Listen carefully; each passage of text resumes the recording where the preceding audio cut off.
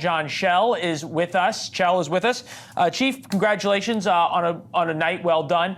Are these just sort of your average kids who are upset and want to protest for peace, or is there some forces behind them organizing them? Well, we had some students that were protesting for peace. We had other students that were protesting with pure hate language. And we also have people that weren't from the school who infiltrated the campus, who were causing problems for our students and radicalizing them and teaching them how to do things they wouldn't normally do. So, for instance, when our emergency service team went into Hamilton Hall to secure that location, they were met with locks. Your garden variety lock that mom and dad certainly didn't buy you at the Home Depot. These were on all the doors that we had to compromise. And this is what we're dealing with: outside agitating, influencing young kids on campus. And we put that to rest last night. Our cops performed admirably, and we had no issues. And we set the tone for the country, the city, for everyone to watch. Yeah, what would be your advice if out in LA they have the courage to go in and clear out UCLA? What would be your advice in terms of tactics and rules of engagement for whoever does it, either LAPD or California State Patrol? Well, every situation is different, and I'm not going to tell my brothers and sisters in California how to do their job, but what we did last night in New York City, we just had a layered plan. We brought some of our best chiefs in, our best cops in, we laid it. What I mean by that is we had to take back the perimeter first, take back the campus second, secure 5 domes with 2,000 kids, and then take back that hall. So it was a layered approach. We put our best on it, and they did a great job. And like I said, everybody was watching us, and we had to come up strong, and we had to set the tone for this city.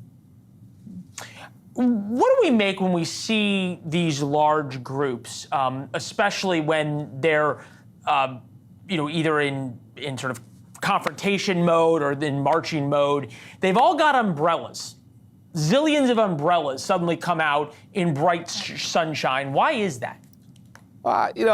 Different groups do different things, and let me be clear here. We support their right to protest. It's a good thing we do it properly, but under this mayor, our commissioner, the lawless part of it, to the extent that we can, we are not going to put up with it, and we're going to act fast when we see it. And I think we are doing that, and we're changing the narrative in the city.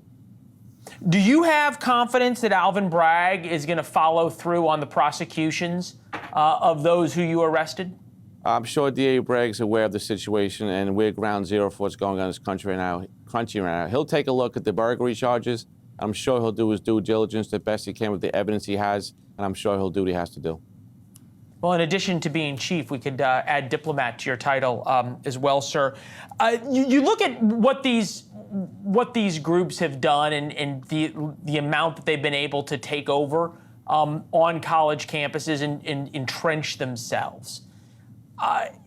Has deterrence been restored?